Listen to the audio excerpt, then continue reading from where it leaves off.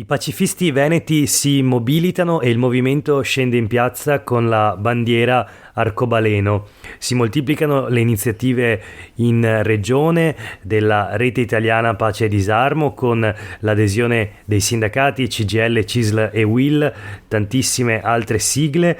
Mao Valpiana, veronese e presidente del movimento non violento, nonché direttore della rivista Azione Non Violenta, annuncia che la mobilitazione cresce di ora in ora e ci vedrà tutti impegnati da oggi fino a mercoledì 2 marzo, quando la rete laica aderirà al digiuno lanciato dal Papa. Questo è Sveglia Veneto, il primo podcast dedicato all'informazione vista da Nord-Est. Oggi è venerdì 25 febbraio 2022, io sono Jack Calcetto e la prima notizia di oggi riguarda la crisi in Ucraina e il conflitto, la guerra che è iniziata dopo l'attacco deciso dal presidente russo Vladimir Putin. Il movimento pacifista del Veneto, come dicevo, è vivo, scende in piazza, le date, gli appuntamenti si stanno moltiplicando, adesso ne dico soltanto alcuni. Domani naturalmente la manifestazione nazionale per la pace di Roma, ma restando nel territorio regionale del Veneto, sono previsti appuntamenti in tutti i capoluoghi: a Mestre alle ore 16 in piazzale Donatori di Sangue, a Verona alle 11 in piazza Bra, a Padova alle 15:30 in piazza Capitaniato e poi a Treviso alle 16 in piazza Aldomoro, alle 11 a Belluno al Parco Città di Bologna e a Vicenza alle 16:30 in piazza Castello. L'elenco è ancora provvisorio, come è provvisorio l'elenco delle realtà, delle associazioni, comitati che stanno aderendo alla mobilitazione. Intanto ci sono tutte le sigle che aderiscono e si riconoscono nel documento della Rete Italiana Pace e Disarmo. Le sigle in questo caso sono note: c'è il Movimento Non Violento, c'è l'Associazione Nazionale dei Partigiani Italiani, quindi l'ANPI, c'è l'Arci, Restiamo Umani, ci sono poi i 3 sindacati confederali, CGIL, CISL e UIL, il Forum del Terzo Settore, le ONG, Lega Ambiente, insomma una rete davvero molto molto vasta. E questa rete torna in piazza appunto perché non basta e non si può delegare tutto a un'opinione digitale, a un commento scritto sui social, ma è necessaria appunto la presenza fisica dei corpi nella mobilitazione per opporsi alla guerra. Alcune iniziative ci sono già state nelle ultime ore, nella giornata di ieri, ad esempio la sera i consiglieri comunali di Padova si sono mobilitati con un sit-in, un presidio con dei cartelli di fronte ai cancelli di Palazzo Moroni, sede del municipio di Padova. C'erano gli assessori e i consiglieri comunali di tutti i colori politici schierati contro la guerra in Ucraina. Domenica ci sarà sempre a Padova il raduno della comunità ucraina in piazza Antenore, sempre a Padova. E a proposito della comunità ucraina, sulle pagine dei quotidiani del gruppo Jedi di oggi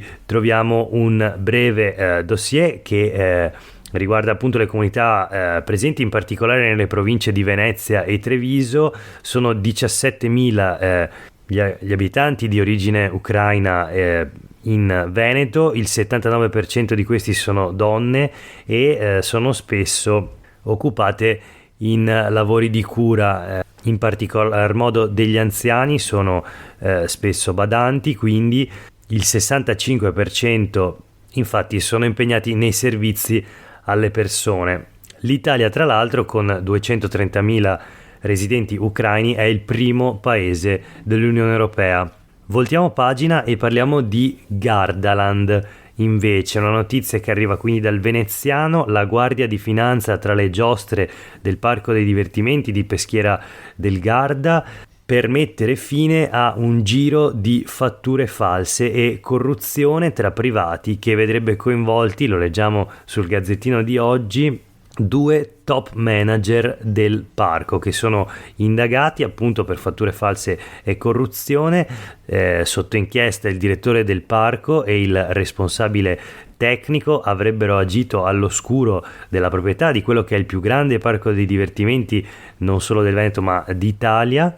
la finanza, quindi negli uffici e nelle abitazioni dei dirigenti, sospesi entrambi dal loro ruolo in via cautelativa. Sono coinvolte diverse ditte, alcuni imprenditori stanchi dell'andazzo si sarebbero parlati e avrebbero poi denunciato tutto agli acquirenti. Insomma, in cosa consiste l'accusa? I due top manager avrebbero chiesto alle imprese di gonfiare i costi e documentare interventi mai fatti. Sempre sulle pagine del Gazzettino di oggi, una notizia flash, una rete estesa in tutto il Veneto per l'evasione dell'IVA, quindi un sistema di scatole cinesi per ingannare il fisco e evadere l'IVA, un trucchetto che ha fruttato 8 milioni a 23 società di facchinaggio. Ci sono adesso 8 indagati, 8 persone iscritte nel registro degli indagati aperto dalla procura di Padova. Il trucco è stato scoperto dai finanzieri del nucleo di polizia economico finanziaria di Venezia, e il meccanismo era piuttosto semplice e abbastanza rodato. 6 aziende di front office prendevano l'incarico delle grandi aziende, movimento merci e facchinaggio in generale, da realizzare nei magazzini di queste multinazionali. A loro volta queste aziende di front office assegnavano il servizio a una schiera di altre 17 aziende che di fatto mettevano in fattura l'IVA senza però versarla. Le cartiere quindi morivano, ne nascevano delle altre, poi con lo stesso CDA e lo stesso personale pronte a ripetere il trucco. Insomma, con questo metodo le 23 aziende avevano emesso di fatto fatture per oltre 40 milioni di euro. Definirle false non è corretto perché la prestazione di fatto c'era, però in quelle ricevute al cliente veniva chiesto di pagare un'IVA che all'erario poi non sarebbe mai arrivata.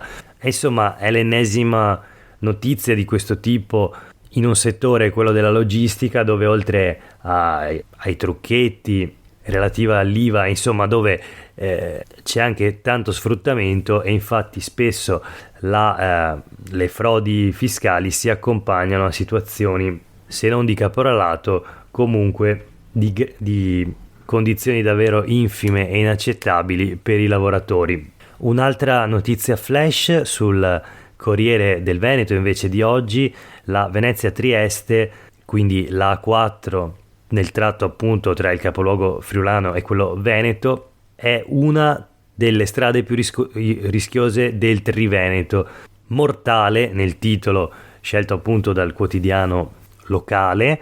C'è un fattore di incidentalità che tocca il 17% nel tratto della 4 appunto tra Venezia e Trieste, ed è quanto ha rilevato uno studio della Polizia Stradale Friulana che ha analizzato i 70 km del tratto gestito da Autovie Venete, e ieri appunto assieme alla concessionaria ha presentato il conto dell'analisi dalla sede di Trieste. Ci sono tutti i dati, quindi questo articolo del Corriere del Veneto di oggi: 194 gli incidenti nel 2021 contro i 298 dell'anno precedente. Resta appunto una delle strade più rischiose del Triveneto, è percorsa in particolare da molti mezzi pesanti, e torna quindi la proposta di una terza corsia perché naturalmente oggi la A4 nel tratto Venezia-Trieste vede soltanto 2 corsie. Questa sarebbe, assieme ai cellulari e la strada spesso libera, che quindi invita a correre, una delle cause di un numero di incidenti così elevato. Quindi realizzando una terza corsia, secondo questo studio presentato ieri, si potrebbero abbattere almeno di 2/3 gli incidenti.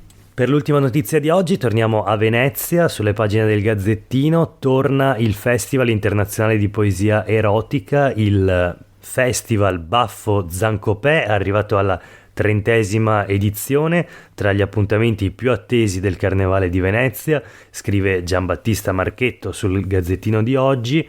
È dedicato a 2 personaggi storici veneziani, Zorzi Elvise Baffo, parterizio veneziano con incarichi importanti nelle istituzioni della Serenissima, passato alla storia come sommo poeta licenzioso del Settecento, e Paolo Emanuele Zancopè, fondatore della Compagnia della Calza. Il festival si terrà sabato 26 gennaio al Teatro della Vogaria. spero di aver imbroccato l'accento. È ideato e organizzato dalla compagnia della Calza degli Antichi per iniziativa del prior Grando Luca Colo de Ferro Colferai. C'è da dire come funziona. Il festival è aperto a tutti, poeti celebrati e sconosciuti. Le iscrizioni sono totalmente gratuite e aperte fino al 24 febbraio, cioè hanno chiuso ieri. Per partecipare è sufficiente inviare una poesia di carattere naturalmente erotico, scritta in qualsiasi lingua o dialetto e della lunghezza non superiore alle 40 righe.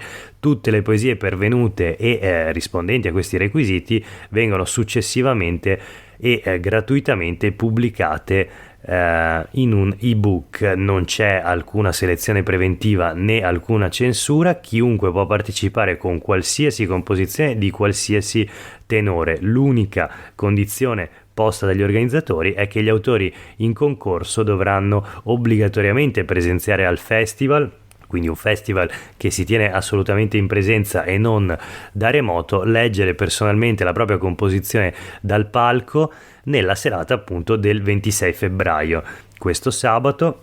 L'ingresso è vietato ai minori di 18 anni. Per oggi è veramente tutto, grazie per aver ascoltato questa puntata di Sveglia Veneto. Io sono Jack Calcetto e vi auguro una buona giornata.